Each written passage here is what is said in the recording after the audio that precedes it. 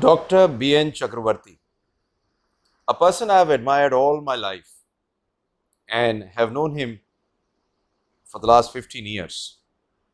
I had always wished to interview him because, for me, he is a scientist, an excellent clinician, you may not know it, but a beautiful surgeon, an entrepreneur, and a person who has inspired millions. I wanted to interview not the medical side, but the human, authentic side of Dr. B.N. Chakraborty. बहुत बार मेरी मुलाकात हुई sir से, चरण भी छुए, आशीर्वाद भी पाया, पर उनकी असली जिंदगी जानने की तमन्ना मेरे अंदर इतनी जबरदस्त थी कि when I spoke to him, he somehow was a bit apprehensive of talking to me and sharing his life. But he soon realized, and what he always does, that to inspire human beings, this interview would be great. So, sir, Dr. B.N. Chakraborty has agreed to give an interview. So, I would like to ask, sir, one small question. I believe you were born in a small village in Bangladesh, and your childhood was very different from so many people. Could you please tell us something about your birth, your childhood, and how you grew up? Good afternoon, everybody, and good afternoon, Dr. Jindal also. Now, the fact is that initially when I received this invitation, or yes, invitation from Dr. Jindal, that you have to speak something about yourself, many people do not know, and they may feel encouraged or rather enthusiastic to become one of the good doctors or the famous doctors in the country, not only in the country but in the world as well. Now, I was excited initially, but at the same time, I thought that this type of stories have come in different journals, magazines, in many ways. And I also felt rather a bit embarrassed because speaking about myself, that I have done everything very good and I have come to the position where I am today, that I am having respect from so many of my junior colleagues, so many of my students, so many of my patients, and where did it come from? What was the impetus and what was the incentive? I was born in a very remote village in the district of Haridpur, as you all know, it is written over there, in a family, middle class family. And my grandfather, although we are Brahmin, so that is, he was a priest, and we had some agricultural land for his poor, and over which we used to grow the cereals, and we used to grow the vegetables in our own field, and also we had a good pond. You know, the Bengalis are very fish eaters, they like fish, and that is the reason why there was no dearth of anything that is under, and they are not very ambitious as well. Now, but at the same time, my father thought that living in a village, and he was the first matriculate, I think, in that particular area. At that time, matriculation, higher secondary and primary secondary, that thing was not known at that time.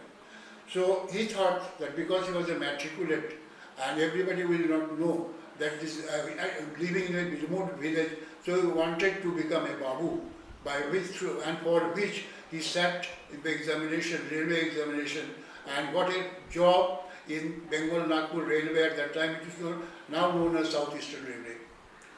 And it was a job which was very much transferable in the sense that his first appointment after at Jamshedpur, after that he was transferred to a remote station in the Nagpur Chhindwara. I don't know whether you heard the name of Chhindwara. It is in the Nayanpur district. This is the Nagpur Chhindwara where he was stationed for about 3 to 4 years. At that time, my age was 3 years or 4 years. So father became a little bit anxious about my education and he wanted a transfer. And that's how, after some time, after good struggle, he was transferred to Chakraborty for temporarily for some time. And in Chakraborty, well, my grandfather took me to a school for admission, a primary school for admission. Though headmaster said, though he is fit to be admitted in class 3, but let him be admitted in class 2 because we will do good result after being admitted in a lower class than in a higher class at the very end. And at that time, I was a little bit elderly for that particular admission, 6 or 7, I think. I was already 7, and that is the reason why my contemporary or my class friends were much junior chronologically than myself. But but the thing is this, the turning point when was transferred to Chakraborty, I was admitted in class 2. After the first annual examination, I came second. And my father scrutinized the result and he taunted me that the first was a girl, lady student, or small, at that time we were very small, so you were defeated by one woman and you must feel ashamed for that. And so you must try very hard to maintain your reputation as a man or as a boy to become first next time. That gave me, really at that time, at a very tender age, I was a boy of 7 or 8, that why should I become second? If I try, can't I become first? And believe me or not, from that time I have already topped, all equaled my next competitor. I had developed a sense of competition in studies that we will do very well in future. So that is the beginning of my life. I believe you have always stood first. Always. But sir, I believe that once you had to get that position by physically wrestling and you got it. So after the primary, finishing the primary education in the Bengali primary school at Chakraborty, Southeastern Railway, I joined the Railway High School. In Railway High School, I had also the competition with one of my Uriya classmates, and we were competing like anything. So much so that one day headmaster asked myself and my next competitor, his name was Dr. Mukunda Pradhan, he was also a doctor later subsequently, Mukunda Pradhan, to come to the field and fight for the position of first or second, because he could not decide whom to make first or whom to make second. In other words, in many of the examinations, we topped the list in a bracket. And so therefore, to differentiate between the first and second, he wanted us to do a wrestling in the football ground. Sir, we'd like to know something about your childhood, your mother, father, and what was the turning point in your life, sir? That when I was admitted in a school, war started in 1939, and my father was transferred to another roadside station, very small station, Dhorwadi, near Jharsuguda or near Sambalpur. So that was a very lonely station, very small station with 2 or 3 railway stops there, and the trains used to go about 6 hours from Chakraborty. My father at that time was drawing a salary of say 30 rupees for his assistant station master plus 7 rupees, because at that time assistant station master in that small roadside stations were also working as a postmaster. So he sent his family. By this time, well, my two brothers and a sister was delivered born, so it became a big family. And sometimes my father had to send to his father, that is my grandfather, 5 rupees a month for maintenance in that particular small town in Faridpur district. The things became a little more burden for my father, and excepting myself, and I was kept in the family of one of my father's friend at Chakraborty for continuation of my education. My struggle started from that when I was at the time age 8 or 9. So thus it continued, and the journey was very tough. Although tough, but I tolerated it because I took a vow that I will never ever become second in my class examination. So that gave me the incentive and continuous studies in spite of so many hardships. And my father staying at a distant railway station, and I am staying in Calcutta, and I am in Chakraborty, and so that was the struggle that came in. But I had inspiring aspiration, although the journey was very tough. But after that, during that struggle, I went through very hardship. Had to stay either with somebody's family or had to stay because Chakraborty did not have a hostel. Even hostel, had it there been a hostel, well, we did not have the finance to afford the cost of the hostel. So I had to do private tuitionship, And father used to earn the money, send it to the place at Faridpur for maintenance of his family. And at that time, the family, instead of consisting of Vaidyanath and my father was Avid Chakraborty and Sudharani, my mother, Sudharani, but they are aware about 6 or 7 members in the family. And that was difficult for him to maintain at Dhulwadi. So he remained alone in Dhulwadi, I remained alone in Chakraborty. I sometimes along with my friend or friends' residence, something like that, we have to change so many things. But amidst those changes also, I continue to maintain my education somehow or other. So we all have heard in movies and seen in movies and heard a lot of times that children have actually studied under street light. I believe there was a time when you studied under street light next to the railway track. Is it true? Chakraborty did not have any electricity, but the only station was being electrified, and that was a tower light in which I used to read at night. And that was not only for financial difficulty, problematic, but at that time the war was going on. That is the year 40 or 41, 1940 or 1941. So kerosene was not available. And even this master door was not available. My mother used to lit the master lamp, this pradip I can say, the pradip. The pradip was also not available, the oil was not available. So I had no other alternative but to go there. And when I used to cook myself, well, the light that came out from the oven, oven means operated by wooden carts. So that light was enough for me to continue my education. Because that instinct which my father created at the age of 7 when I was reading in standard 2, class 2, well, that created, no, you have to struggle, you have to go on, you have to top the list. And that continued up to class 11, that is the matriculation. At that time, only matriculation examination was good. So, I went on so fast that I did never believe it that I will stand first in the Chotanagpur division of the Patna University. Dr. Chakraborty, when I met you for the first time, I felt you were born to be a doctor. And you know, your eyes, there was a shine in them, and that was brilliant. But I recently came to know that if you were not to become a doctor, you probably were becoming a railway guard. Is it true? Or did anything like this happen, sir? This happened after, you have said already, after matriculation examination, I was in dilemma whether to continue higher education or to stop here and join some railway assignment to help my father's family. At that time the family was quite big because we had 2 more sister or brother. In total he has already 9 sisters and brothers.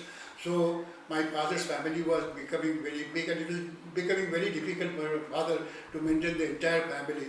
And so my father's friend and also my conscience was pricking that whether to continue to go for higher education and earn the name of a good doctor or good engineer or something like that, or to help my family at that particular point of time when I was just an adolescent, say 15 or 16 years old.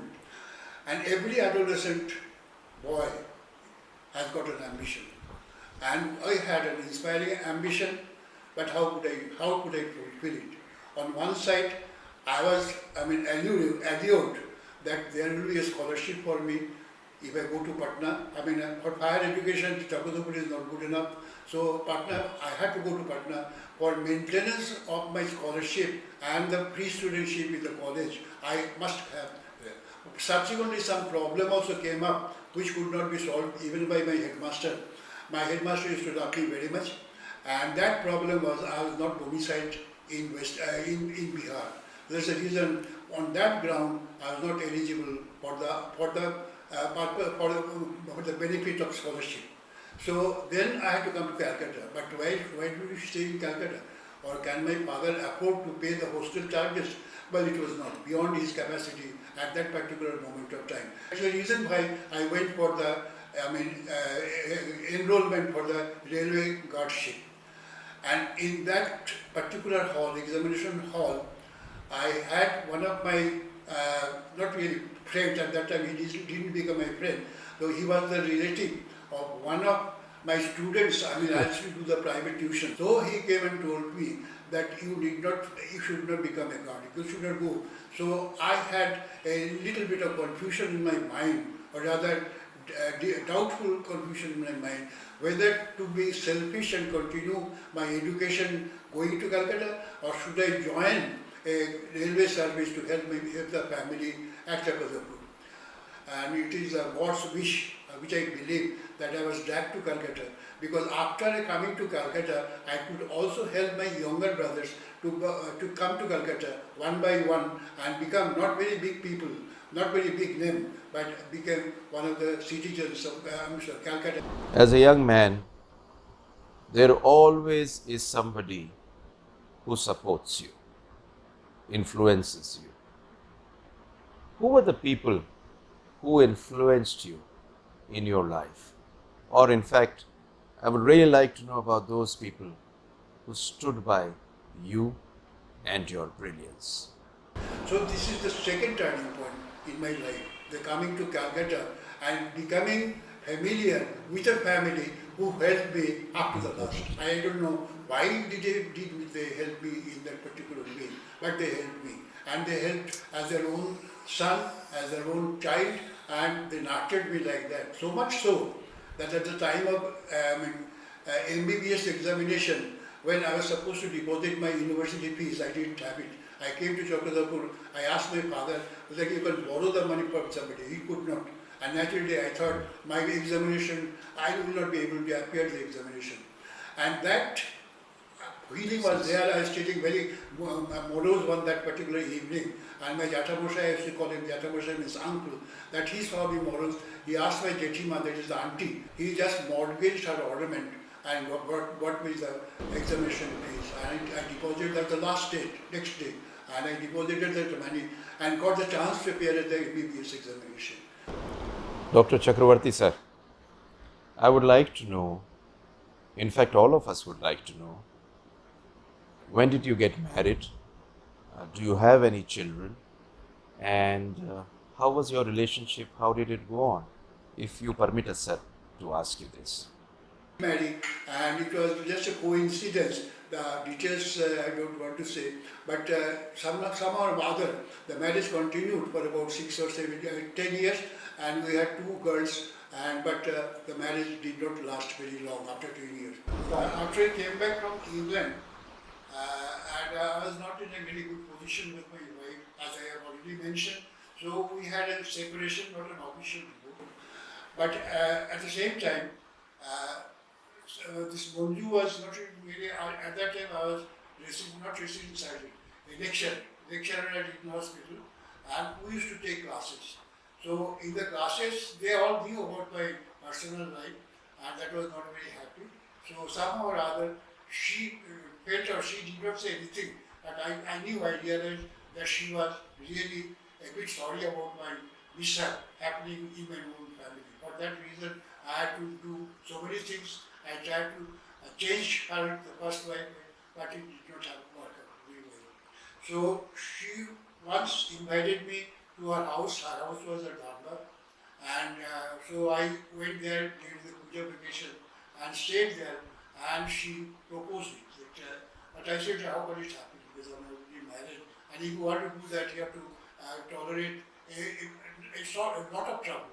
And so that she did. And she vowed me that I will do anything for you, for what you need to do, but I don't want to see your decision. So that is how I liked her, and I liked her tolerance, in the sense that she has tolerated me.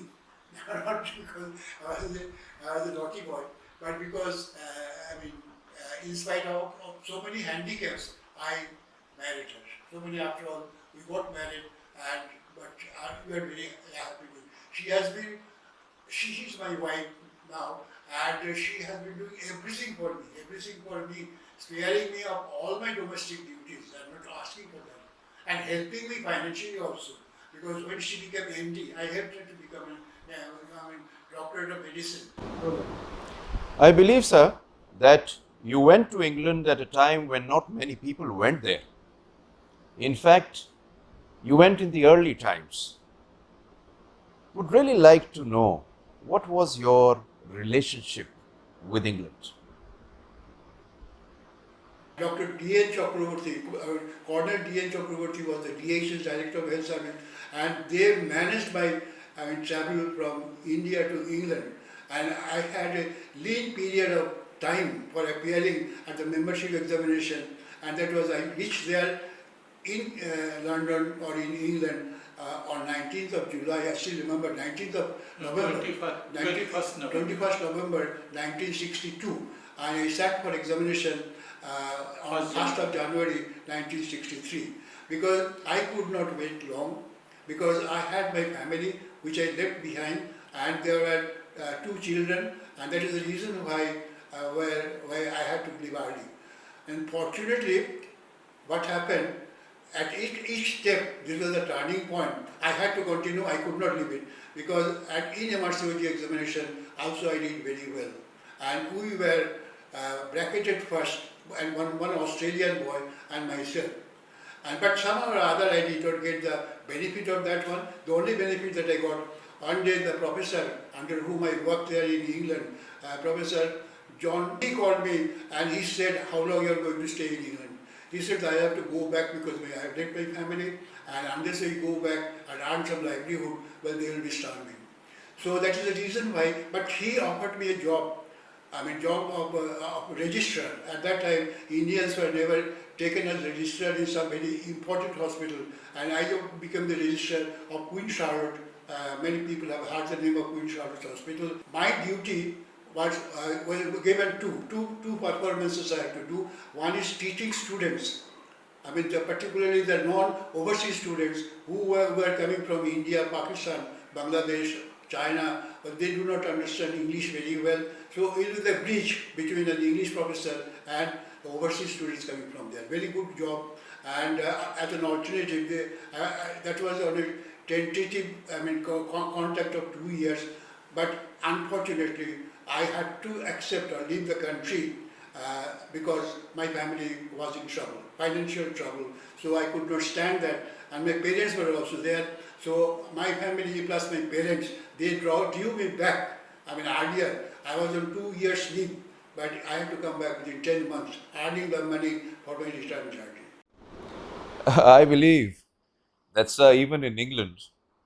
You topped in the MRCOG exam. And in fact, the consultants in England didn't want to let you go.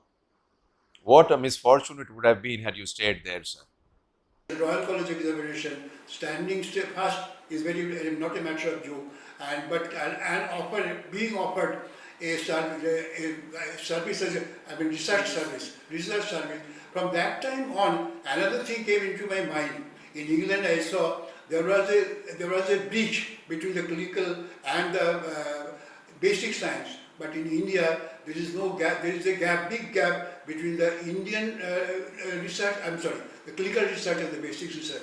From that time on, I also kept in my mind that after going back and if I continue my academic activities in India, I'll be trying to bridge the gap between the clinical science and the basic science. And that I have been able to do. I'm very happy to say, to some extent, by opening or by initiating Institute of Reproductive Medicine in Salt Lake.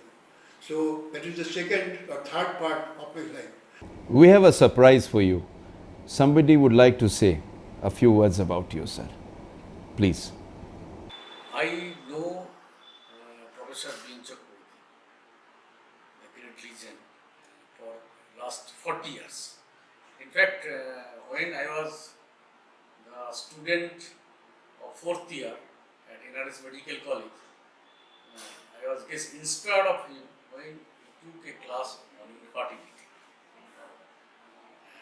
After that, I dreamed about him that I will be a gynecologist only after seeing him. Like said Professor B.N. Chakraborty, I came from a very poor and the rural family.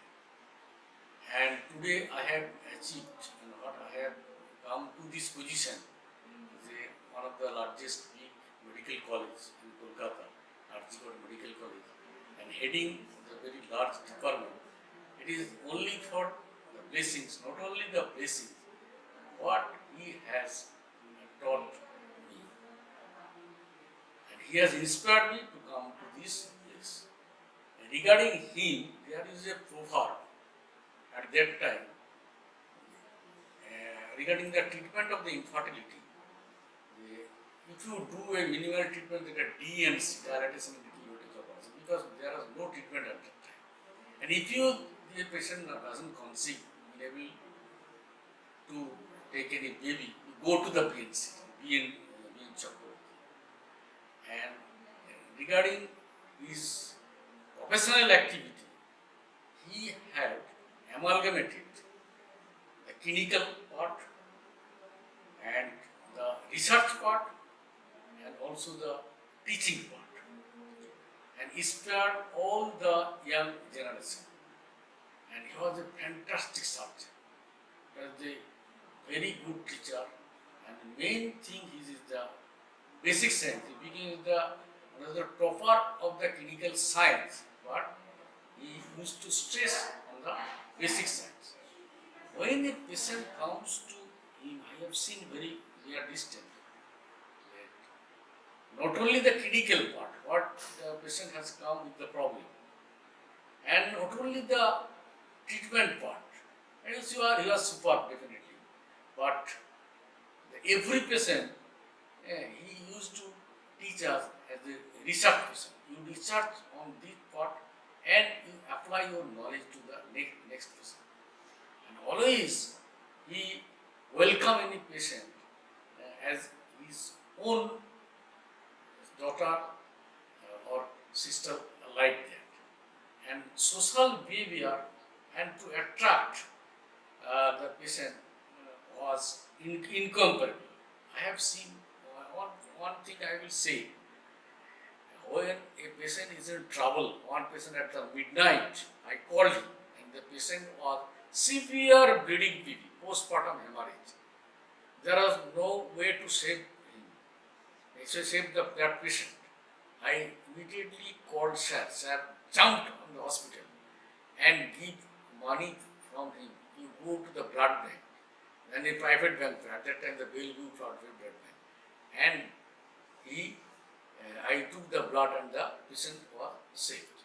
Majority of the patient is actually he treated the free of cost and no refusal, always smiling face, and anyone can approach him, and when you approach, he is really never refused to do it.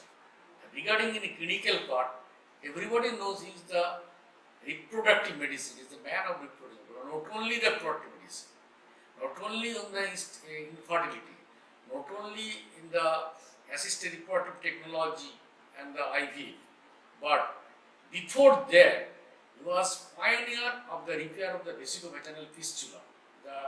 There was how trouble for the people at that time, vesicovaginal fistula, the incontinence of the vagina after delivery, and also he was the master of the cancer surgery we have seen. And his great work is on the reconstructive surgery, particularly in Mullerian anomaly, and he was famous for that. And he was always imparts to the students. One thing is that he was very, very honest. He was very, very transparent. He always used to respect his colleagues, respect the patient, and recognize the junior. In fact, that is the main inspiration that I have come to this position. Sir has inspired me to come to such a big position of the institution only for his inspiration I have come. I first met at the junior when I was the student. Then I followed him and in housemanship, and I have seen how a great man be. I have seen it. And after that, during the first tube baby, I worked with him in the 139 CIT room with some team, and I was the member of that team. the first STPB in 1986. Before that, the 1978, Dr Subhash Mukherjee, and in between, a few months back, only the Indira Hinduja, the first STPB. But Professor Chakraborty, first STPB was 1987. I was one of the very, very little member at that time. So, do you enjoy music or movies? Because there is no Bengali I know of who doesn't love music or movies. So, let us know something about that side of your life. A naughty boy from that point of view, I had a craze for seeing the cinema. In Chakraborty at that time, cinema hall was not open. So we had to steal. I mean, steal means in the sense, without ticket, we had to travel from Chakraborty to Jamshedpur. Yes, very close. Yes, in the afternoon there was a train. Not only myself, my classmates also, 4 or 5 we to go there and used to see the cinema in the evening show and come back at night by Nagpur, not Nagpur passenger, that Bombay Mail. At a Bombay Mail, he used to leave Jamshedpur at about 10 o'clock. And my auntie used to stay in Jamshedpur. We used to have dinner with them. And then board the train at about 9 o'clock at Jamshedpur and came to Calcutta about 10:30 or 11. Chakraborty. Came to Chakraborty at 10 to 11 p.m. This we did, not very frequently, but at least once a year. One day we were just caught by ticket collector. And the ticket collector, and we just went under the seat because provided the ticket collector does not see us, but he spotted us, 3 or 4, dragged us out from under the seat and said, why you are traveling without ticket? That also in first class. Not only that class, that was in first class. So dragged me out and he told me, he knew my father, he told me that I'll just complain to your father and don't do it again. So he complained to my father. And the father was so angry. He was at that time working as a relieving station master and staying stationed at Chakraborty. And he just wanted to beat me, but my mother prevented that. And that was the naughty thing that I used to do, or rather was involved in. From there, I liked this cinema, and particularly in those days, 1940s, in those days, Ashok Kumar of Bombay, Kishore Kumar was his brother, and they were very famous. And Ashok Kumar. They were also Bengalis. They were settled in Bombay. But when you came to Calcutta and when you was a house surgeon in Eden Hospital, you used to see the films of Uttam Kumar and Hearts of Uttam Kumar was a favorite to every man. I mean, 3 generations, I should say, that the grandmother, mother, and the daughter. Yes. So in a family, if there are 3 women, mother, grandmother, and the daughter, everybody was a fan for Uttam Kumar. So he was universally fan. He was universally, generally a romantic man, and that is the reason why everybody liked him. Not only my Soumitra was also a favorite star also. Soumitra is still there, and we used to sit in the coffee house. Still, I remember we used to use it still in the coffee house in College Square. From medical college, and they used to come over there. We used to chat together over a cup of coffee for many days. So Soumitra, Uttam Kumar, they were very much liked not only by myself but all the generations at that time all over West Bengal, particularly West Bengal, not in Bombay or something like that. In Bombay, Kishore Kumar, and after that one more man that he was also very handsome. And he also very Devanand. Devanand. Now Devanand was an old generation. Devanand, Dilip Kumar. I liked Dilip Kumar more than Devanand at that time. So they were the fans in Bombay, and Uttam Kumar, and in the early time, Prithviraj. No, not Prithviraj. Early time Raj Kapoor. Prithviraj's son, Raj Kapoor. Raj Kapoor, that is in Bombay. They are in Bombay. So that family was in Bombay. So Bombay was ahead of Calcutta. From the cinema point of view. But anyway, we had our time there. I believe you love cricket, and there has been a side of yours where you have been a naughty boy with cricket. Sir, would love to know from you about you and your cricket. And about the cricket you are saying, yes, cricket I became, I don't know, how that was imbibed in me by one of my colleagues was also at Eden Hospital when we were doing the house shift. He imbibed this, and we liked the older generation of cricketer. And I still remember Polly Umrigar, Atis Wadekar, many things have come. And one story about this cricket lover. My association in cricket, and a mishap happened. This happened. I was a resident champion of Eden Hospital at that time. As usual, on Sunday, it was on Sunday, not Sunday, Saturday or Friday, as my bosses went away from the hospital, and cricket starts at 9 o'clock. But we went at 12 o'clock or 2 o'clock in the afternoon. When I came back, there was a huge crowd in front of I had a residency in the hospital. Huge crowd. What happened? Now one patient is died. I'm sorry. At that time, death, and without the presence of residents, and I will be taken. I'll be given good punishment next time. But anyway, that incident I still remember, and I feel guilty that I was not there at the time of death. I could have done something. And sister wanted me, but she didn't respond me out. So that happened. I did not do the good thing, that was a bad thing. And I just apologized to the relative, but the apology is a great loss for them. So that was the only thing, mishap which happened because of my cricket love, as a cricket lover. So I have never known a Bengali of which football is not a part of his life. Tell us something about your love for football, sir. one story about football. Okay.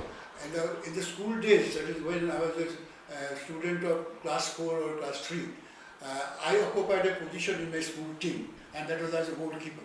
And that was a rainy day, and we got 11 goals. We got for one player, one goal, and I was the goalkeeper. I never went for football. Sir, it's my very strong belief that behind every successful man, there is a role of a woman. I would really like to know how has ma'am influenced your life, sir?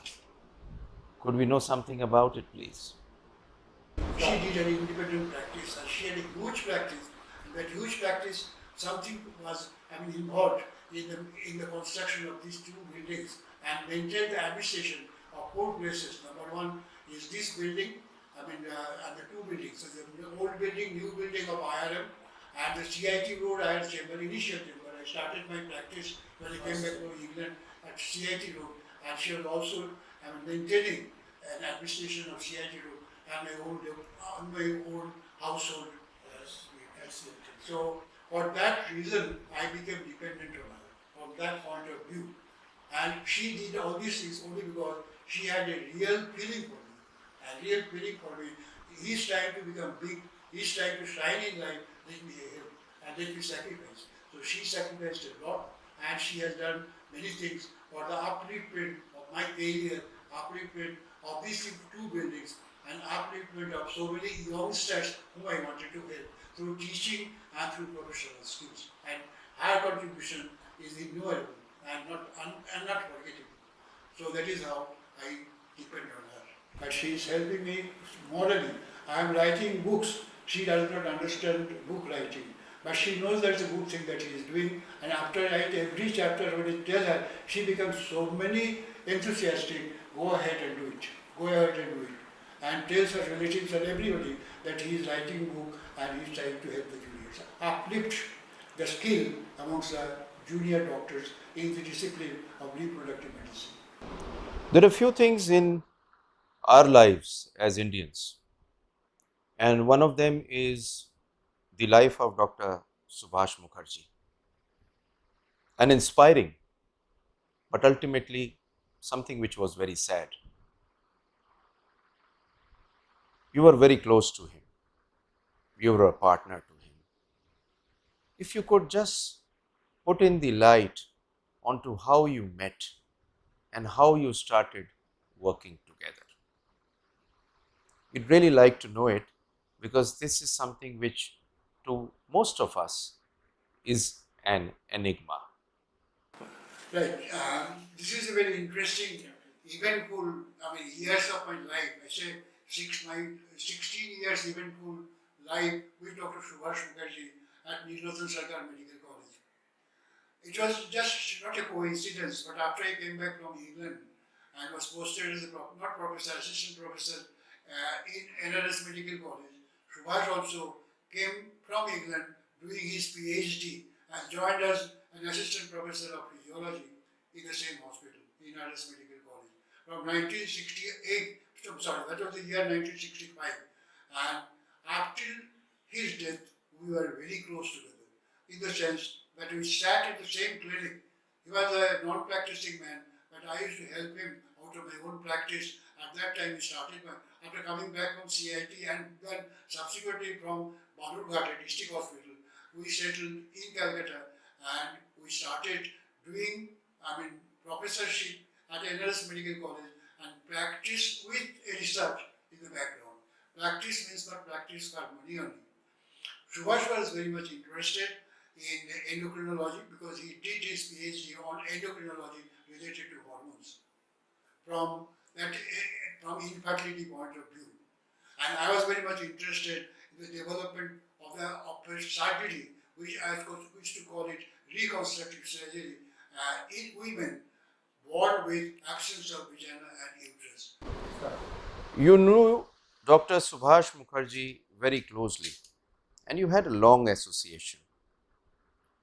Can you tell us how did that brilliant man influence you, or what did he bring into the world which you would say was special? We really would like to know. Subhash Mukherjee was interested in the similar subject of infertility or endocrinopathy, which we call abnormalities, which are very rare and very rarely seen by doctors. Easily avoid those patients because there is no answer. The answer to those problems. And as I said, that challenge is the answer. That taking a challenge is a great thing, which was imbibed by me, by my father, when I was only a 9-year-old boy, not being able to stand first and in class 2 of my primary education. Anyway, so challenging attitude I had, and this was imbibed by Dr. Subhash Mukherjee. Then Subhash Mukherjee taught me, how to, a little bit of endocrinology and got me interested in infertility. You have seen the world of infertility for the last so many decades. There is one question which we've always wanted to ask you, I wanted to ask you.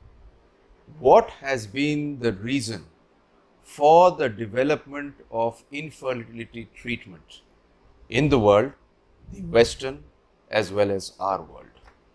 Can you just throw some light on it, sir? That will be lovely.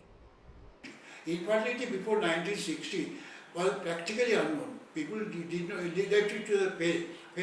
And before 1960, it is only after 1952 that infertility became a Second World War. Second World War in 1960 it gained popularity. In the Western Hemisphere, it became popular because patients were getting infertile because of two things.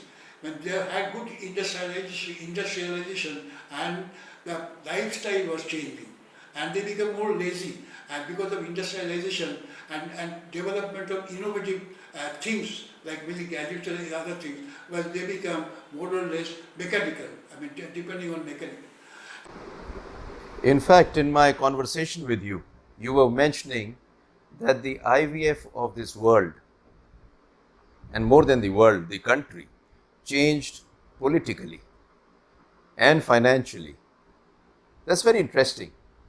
What was it exactly? In our country, opposite thing happened. That is, at that time, it was actually 1960 regime of Mrs. Indira Gandhi, and there was overpopulation, and this overpopulation had to be curtailed by massive vasectomy and tubectomy, a compulsory, more or less compulsory, and they were giving some incentive for that, some money for that. And on the basis of getting some money, even bachelors and unmarried girls were voluntarily getting them sterile by doing a vasectomy. And when they got married, they wanted to have a baby, and at that time, surgery was introduced, other thing. So this was the beginning of the concept of infertility on the Western Hemisphere and in our side. If there is anybody who knows an ART specialist in and out, that is an embryologist.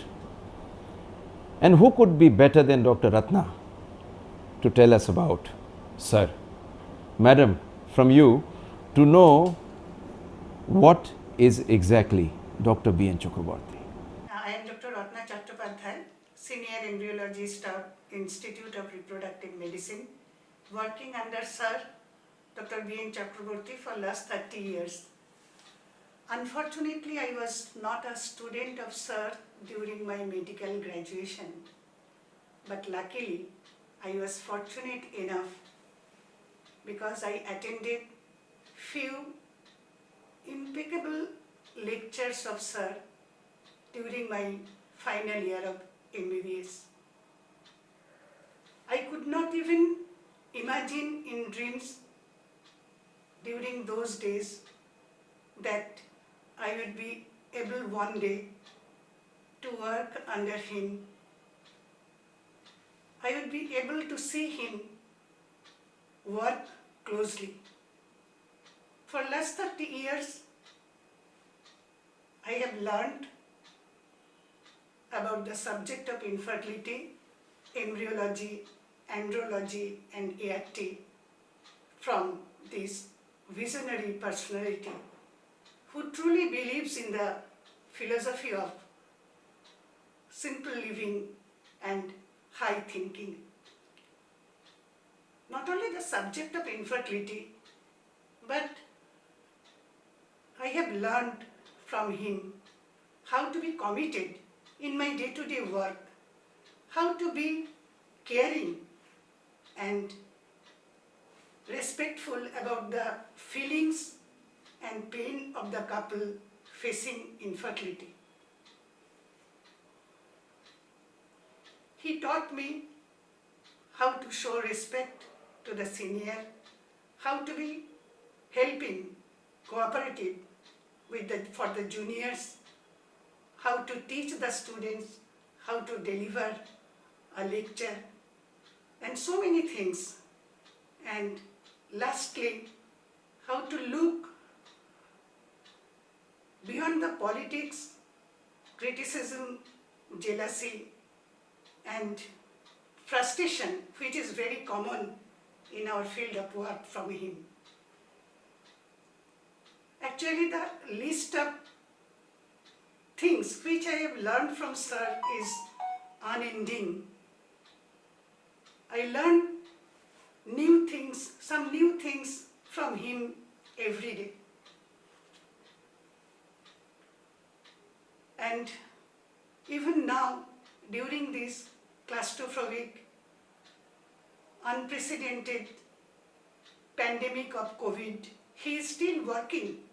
He is teaching the student, he is reading the book, writing the book chapter with beat of every enthusiasm. And I will consider it a great honor if I will be able to become a part of human being that. The way the brilliance and the life of Dr. Subhash Mukherjee ended was very sad, and when we come to know about it, it even becomes more painful. But in spite that, having stayed with him for so long, shared your life with him, after he passed away, still you carried on. Why? And how, in spite of all this, were you able to get the next test tube baby into this world? Please let us know, sir. So Subhash was thinking more of infertility. He induced that idea in me and emphasized that we can do infertility in our country. In India, what was the importance of infertility at that time? Because there was overpopulation, that was the problem. Now he said a day will come when this will be a very important topic, and that we realize nowadays. So that brought us close together. And one day, while collecting patients, when you come, at that time, when you are doing this wonderful thing together, bridging the gap between the clinical practice. I was a clinician and he was a basic scientist man. So bridging the gap between the clinician and the basic scientist. So that happened, that was initiated in 1970s. He used to tell me many things about your endocrinology in women. I used to talk many things about the surgical treatment of infertility. But unfortunately or fortunately, he declared that he has already delivered a baby in 1981, and 78. All of you know about Durga, and but next day or a week later on, he was doubted. There are many doubters about the delivery, real delivery or real technology, because he did not document them. That is the reason why he could not stand the protest against his performance, which was published all of a sudden in the newspapers as well as in the television. And that was I think it was during the Durga Puja that she was delivered, and that's the reason why the name Durga came in. Now, one incident came from there. When he said about that he has delivered Durga and the criticisms that was done, even the government went against him, and he was invited. He used a special technology which you do today, that's the cryobiology. He cryopreserved the embryo for transfer in the next cycle, because the next cycle uterine environment will be much better than the cycle in which the embryo was created, because at that particular period the uterus was hormonally disturbed. She received many hormones and therefore implantation would be poor. That concept he had in that particular effort. That is at that time human embryo cryobiology was not known. So at that time embryo cryobiology was known, and after that nobody believed in Calcutta at that time that because of the power cut and other things, well, liquid nitrogen does not require a power cut. I mean, it is not hampered by a power cut. People did not have that idea also. And he answered in that way and did not believe. Against so many artists. Where is the laboratory? Where is the hours of the gadgets that you have got? So he could not answer properly because he did not have the documentation. And that's the result. He was humiliated, like anything. And he committed suicide in 1981. That got a change in me. How did I get the change? I mean, next month, I still remember that. Yes, it was 81. And it was in July or something like that, it happened.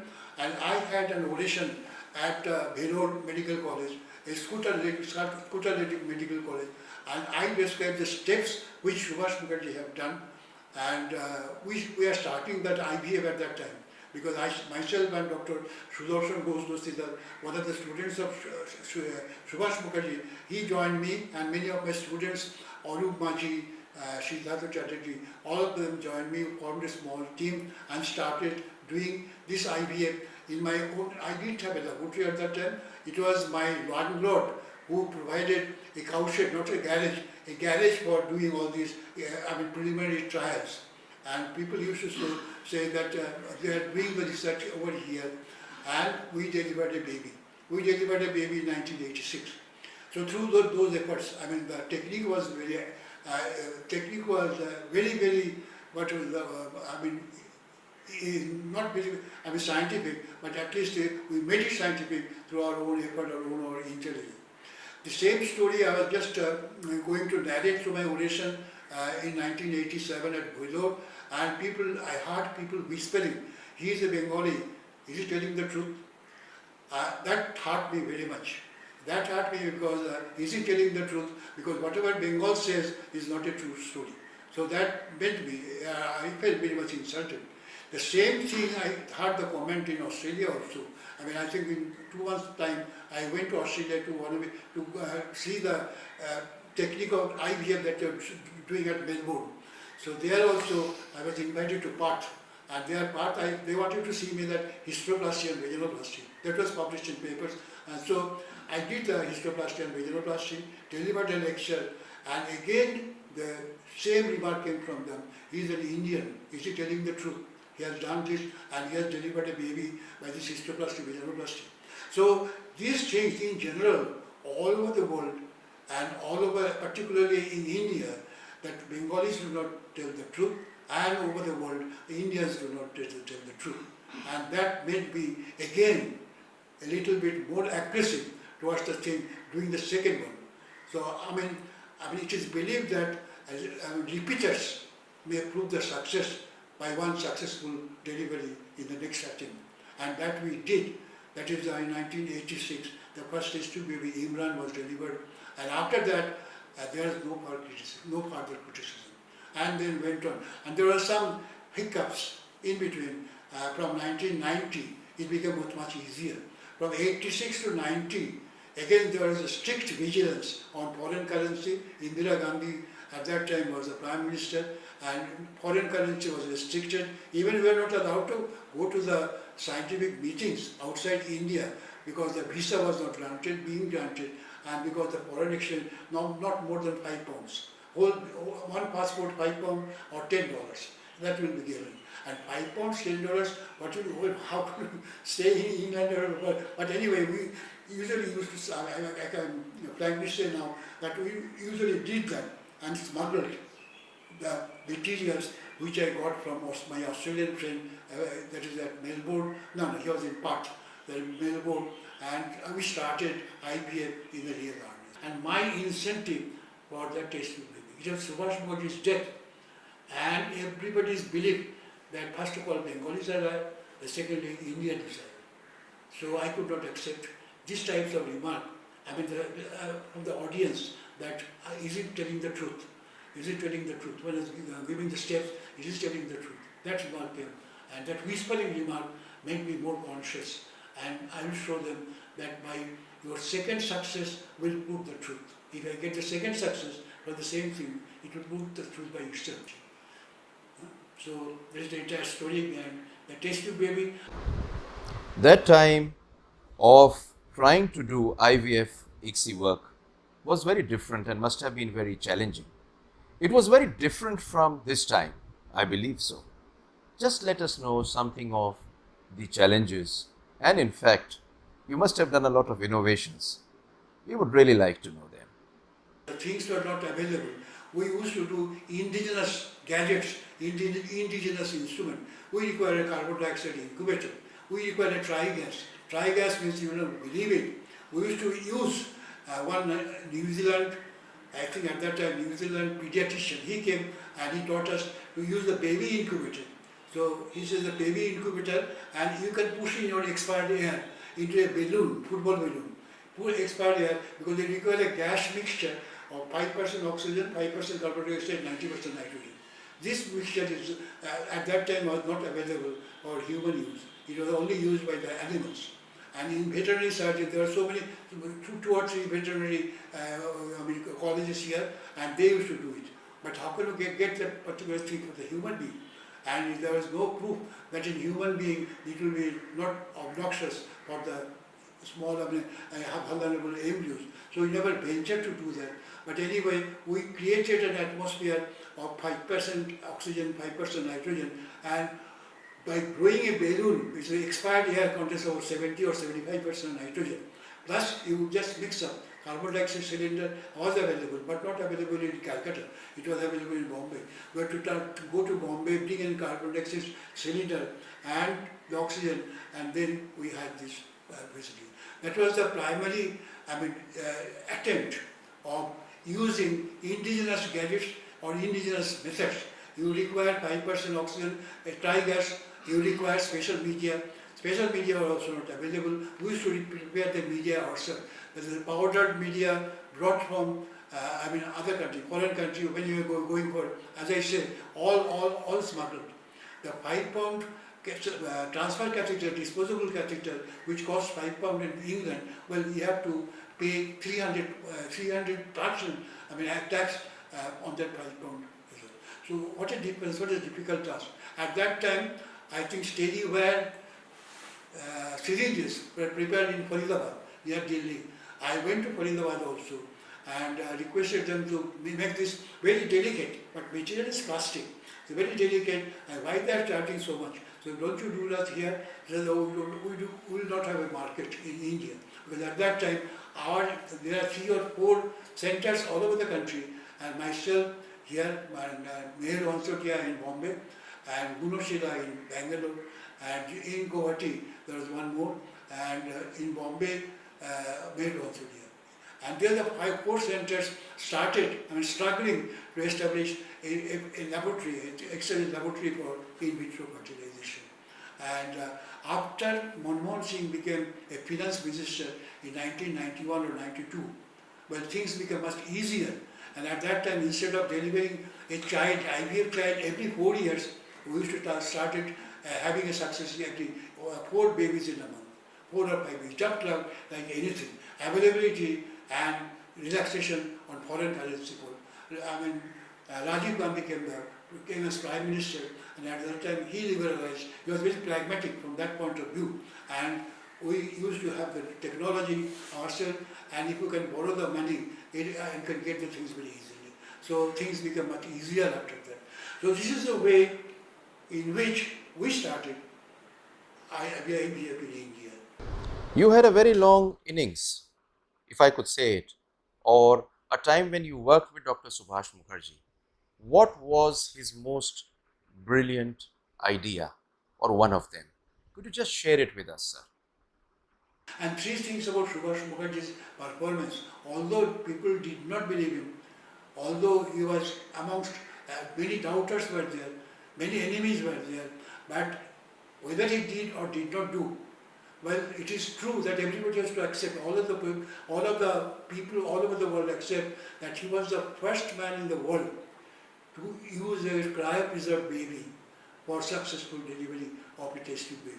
At that time, in fact, the name has come from Australia. The name goes to Australia, Trouncen and Carwood. So they were the first in the world now recognized in all the literature, in all the books, that they are recognized as the initiator of the delivery. This has got so many advantages. There's a cryopreservation. Cryopreservation is freezing, either slow freezing or rapid freezing. So this freezing will come by cryopreservation. But there are many advantages, and nowadays, well, up till now I know that 7 million babies have been delivered all over the world. 7 million babies with all this advanced technology. And therefore the cryopreservation has become here. And it was, at least a thought came in his mind. When you are making his temperature below 196, well, everything in the cell will be, non-functioning. So if there is no function, they don't require any nutrition, neither they don't require any oxygen.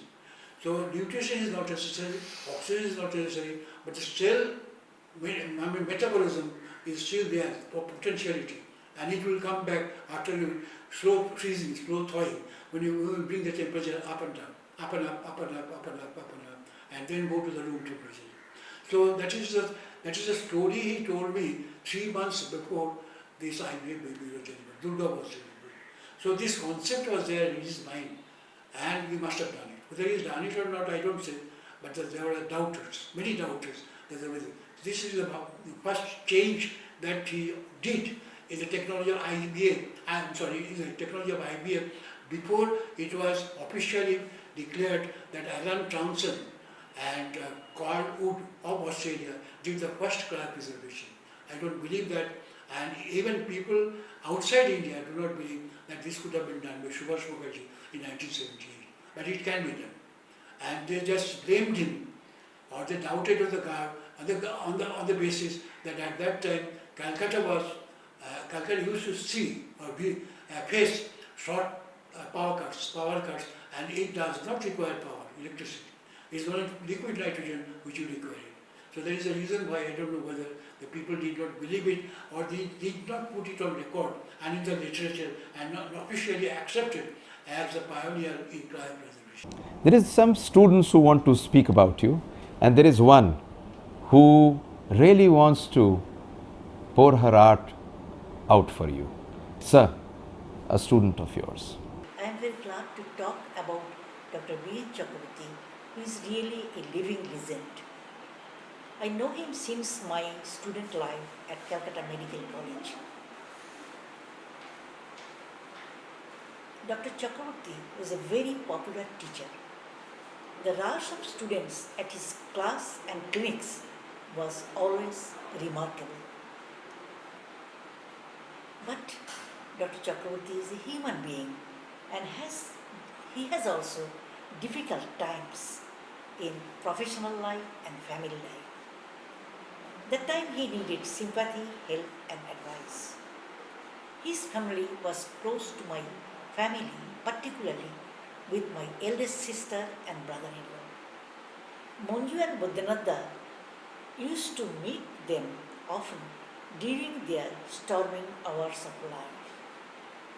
The warm, sympathetic nature of my eldest sister was perhaps consoling to them. However, the dream and devotion for work of Dr. Chakraborty made him forward, conquering all obstacles in life. His lecture, one thing I can tell you that his lecture in any subject is excellent. For many years back, while he was delivering a lecture on surrogacy at the annual conference of Arun Ganguly Foundation, each and every audience, including non-medical person, was overwhelmed.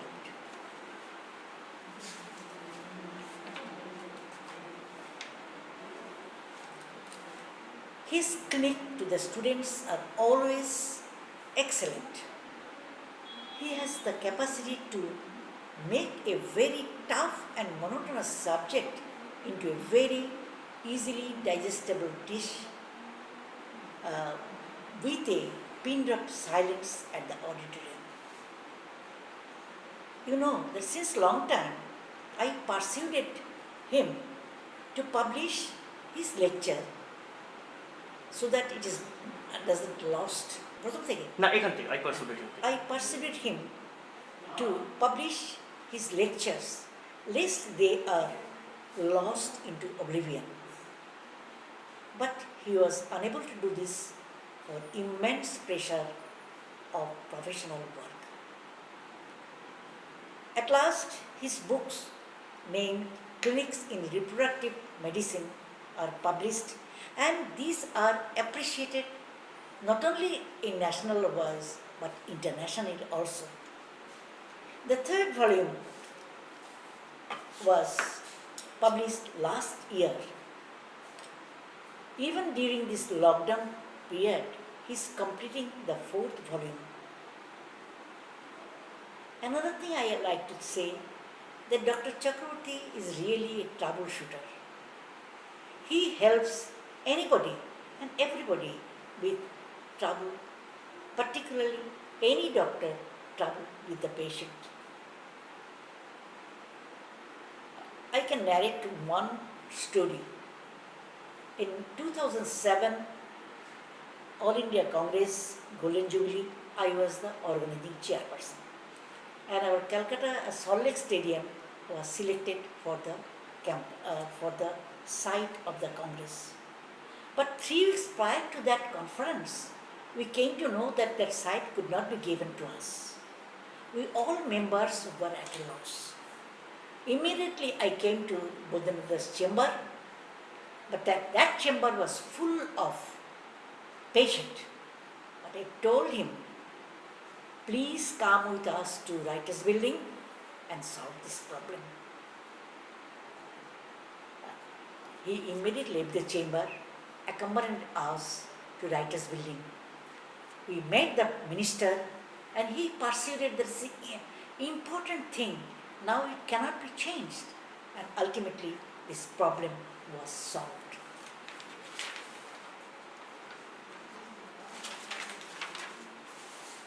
I can say that Dr. Chakraborty received many awards, but the love and respect from his colleagues, students, patients and public were much more valuable to him. No doubt he is a great achiever, but is always down to earth and he is really modest.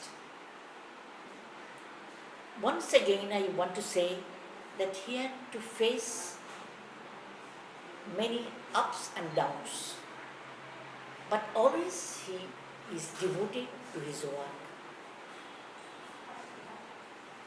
And this will inspire many souls, not only in our country but out in abroad also. No doubt, Dr. Chakraborty is a great achiever, but is always down to earth and he is very modest.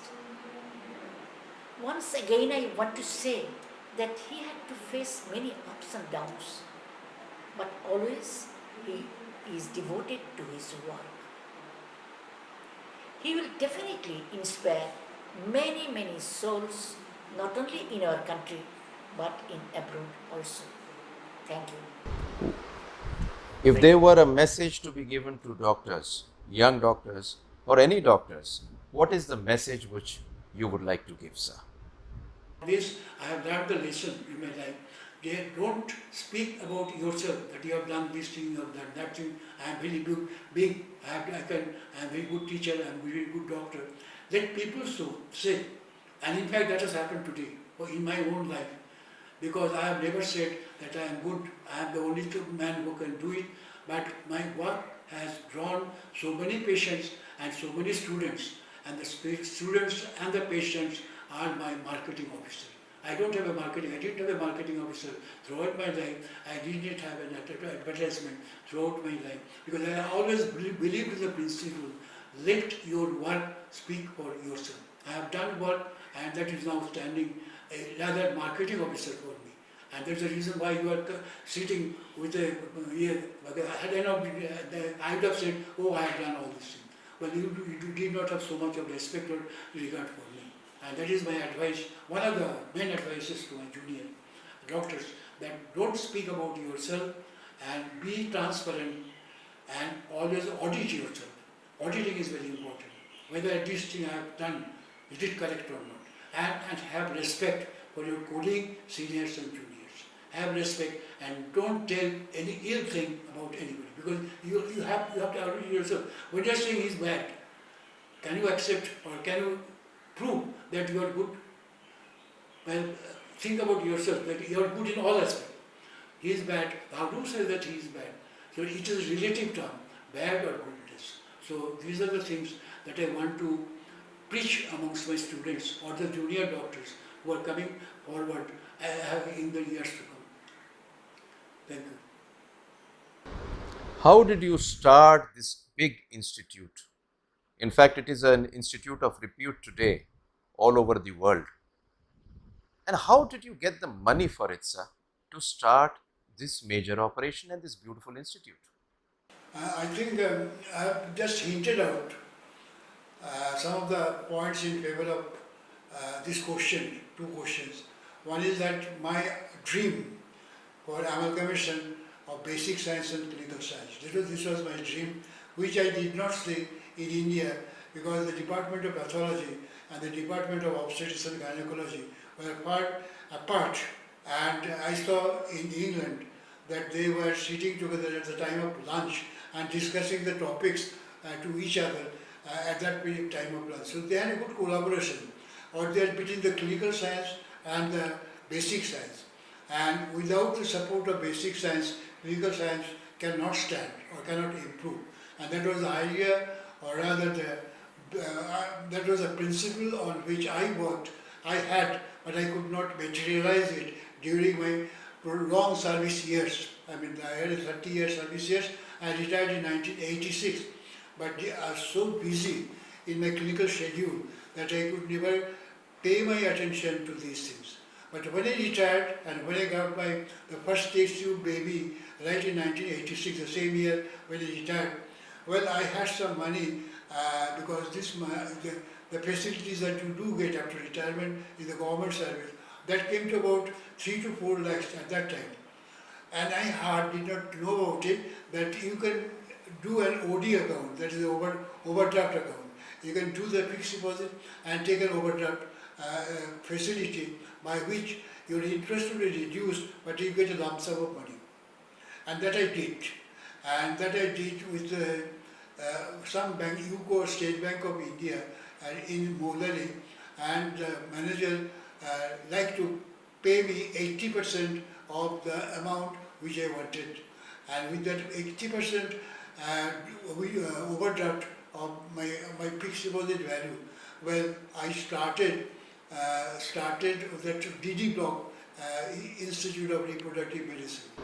This institute which you built is on prime land. How did you manage it? Now, one point here, well, how do I get the land? Well, I was fortunate. I said that every activity or dream I had dreamt, there was an incentive, God sent incentive, or rather, a very miraculous incentive which fulfilled my desire. And that was, I had a patient who had an IVF baby, and he was possibly the deputy director of land and revenue. And he just managed to get 4 quarters of land in DD block in front of subdivisional hospital and by the side of your Rotary Club of Salt Lake. And that 4 quarters of land were enough. You have been a great teacher, a teacher to so many. What made you do what you have done in life, teach so many people, and made them go out into their areas to excel? Not only I am a professional ART man or infertility man or a medical man, but I am also a good researcher.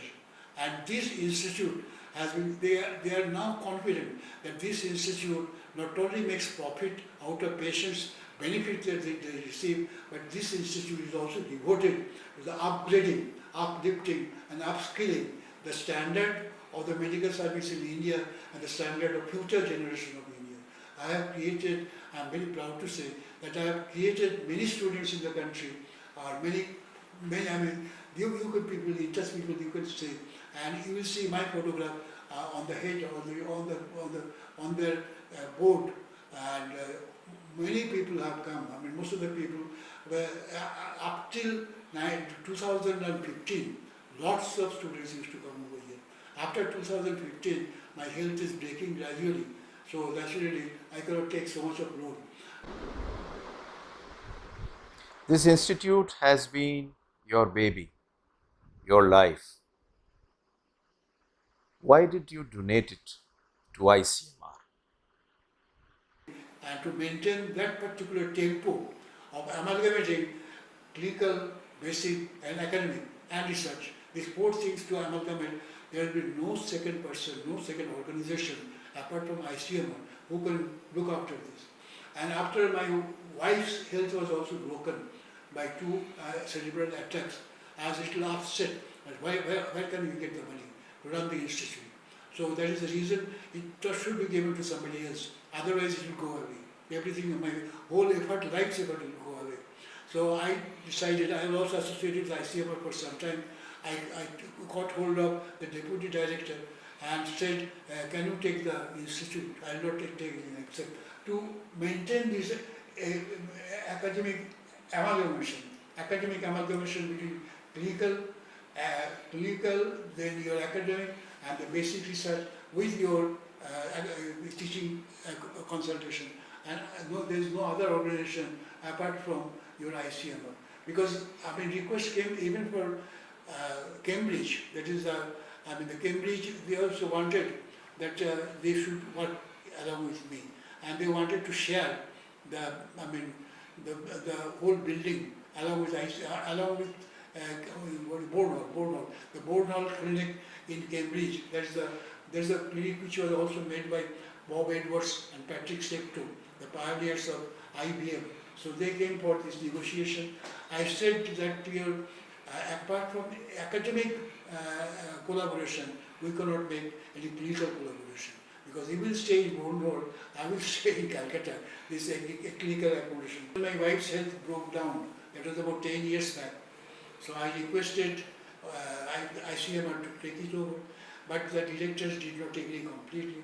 But now I don't know why, 2 years back, the same director, deputy director, called me and he said that director wants an interview with me about that donation of the IRM to ICMR. I went there and we were already prepared to accept the proposal, and he did so many good things about me. A man working at 90, he must be definitely felicitated by ICMR. So whatever you say, that will be done. And go ahead. We asked the deputy director, go ahead and do it. The building belongs to ICMR, not to me now, officially. Are you religious, or what is your concept of religion? How have you considered your life as far as this area is concerned? I am definitely religious minded, but definitely uh, more than religion, I used to love people, my patients, my students. That is things which are beyond religion. And if you just love your students, if you love your patients, well, religion will come on your head. And that has happened throughout my life, and that is still happening with me. I always give it to my faith, and the faith has already favored me. If you do good thing, well, things cannot be very bad for a long time. So that is what is my thought. I believe your grandfather was a priest, and he was a priest who at that time used to do a lot of religious ceremonies. How come from your grandfather till date there has been a change in the way you look at things? My belief, I may be wrong in my perception. I did not go to the temple. Initially, I used to go to temple. My father, as I said, my grandfather was a priest of that locality. He used to do the Kali Puja. I have seen giving boli, boli on the Ashtami day or on the Kali Puja day. So he used to do himself. He's a very lean and thin man. So at the age of, I have seen him at the age of 70 and lived only up to 75 or 76. But even then, at that time, he used to give good body, water body. So that was the thing. I used to see that. So I don't go for that fanatic about the religion, but the things are happening as if God is helping all the time. Apart from my parents, blessings and love from you. That's the most important thing that I have got in my life. There are many enemies also. There are many people who talk very bad about me, but I don't mind that. Majority of people, patients with whom I have come, well, they are dutiful by showing respect. I'm 1992 now. Everybody, I demand respect from everybody. Respect, love, and appreciation from my one. Thank you very much. In this great life which you have lived for patients, people, doctors, students, researchers, and more importantly, human beings, what has been your biggest regret? I am also a human being, so I mean the desire or the ambition has no end. So I had that ambition and that things will become better by this time. But I think my regret is that things have gone better. I don't believe that things are not better. But I think still that feeling, I have three objectives in my life. I said already, I have said them and I summarize them. One is don't say that you are big, let your work say that you are big. That is the best way of earning a good reputation. But that does not happen in a man who is a human being. A human being that I say that I am good and that you must accept that I am good. So this domination should not be there. You must be very polite to your parents, to your society. That is the first thing. The second thing is, that is what I said already, audit yourself. Always audit. What you have done, is it good for you, which is good for a human being, or is it good for the society? Have you done anything wrong? So auditing, I always believe that I am good, I think, people say, but am I really good? When you think about in the back of your mind, you must realize that this thing is not good, So you must rectify that by self-auditing. It is known as self-auditing. The second thing. The third thing also I have told, that there should be transparency in your activity. People have the tendency to say they do the small thing and they proliferate it in such a way it becomes a very big thing. And the people behind you will just criticize you. So that is the transparency. Whatever you do, we accept. Today you may be second or third or fourth in your class examination. But if you go on working hard, you will definitely succeed in one day. And that is your transparency. But don't say that I am good in all respect. So these are few things which I have followed in my life. My regret is that everybody does not do it. And should not be a regret because the things cannot be generalized. It's a personal thing. And what you have said that your thought is correct, my thought is correct. From that point of view, I'm not arguing. But it is my personal concept after living for so many years that if people can follow at least 2 out of 3, well, they will not have so many regrets. I don't have regrets, but I have a feeling that the thing is still wanting in our society or in our countries. A very close friend of yours, sir, wants to pour his heart out for you. Since Dada has been telling all his memoirs and achievements, whatever that is, what as an ordinary person I am sitting beside him, it's a privilege to me, and I can conclude by saying one instance where the magnanimity of Dr. Chakraborty will be wide open. He is on the pinnacle of the highest pinnacle of the art, that is ART, but some 10 years ago there was a gentleman who was working something with sun rays for the infertile women, how to make it fertile. So he wanted to present this. There is a little auditorium here, Oikotan.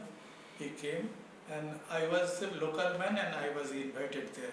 So I saw, as I entered the hall, I saw Buddha sitting there. So after a few words, Buddha left, he was busy. So when I got a chance, I asked Dada, why you have been there? Does that mean anything to your infertility project? Well, no. He's a very good boy and his teacher is very fond of me. He asked me, please come. So I attended, and I don't know that was a little word. I honor everyone. So this shows what kind of heart he has. I am totally overwhelmed with his answers. Otherwise, people will thought, what rubbish things sun rays and such a person like Vaidyanatha Chakraborty is there as a chief guest. I was dumbfounded, and I offer my greatest regards today on this occasion of your interview with him. I am so much privileged, and I thank you very much. I am blessed today for having been able to share this life of Sir with everybody. I did not know about all this, but you know what it has done? It has touched, moved, and inspired me. I feel so grateful that Sir accepted this. And Dr. B.N. Chakraborty, I'll just say one thing to you, that today my admiration for you has gone way ahead from the admiration which I already had and thought was, my God, at the peak. Thank you so much for being here. And I would also thank at this moment all of you people who are here. And I know you all have been here out of love, and I'm sure this inspiration which Sir has given will carry on with us, all of us. Thank you.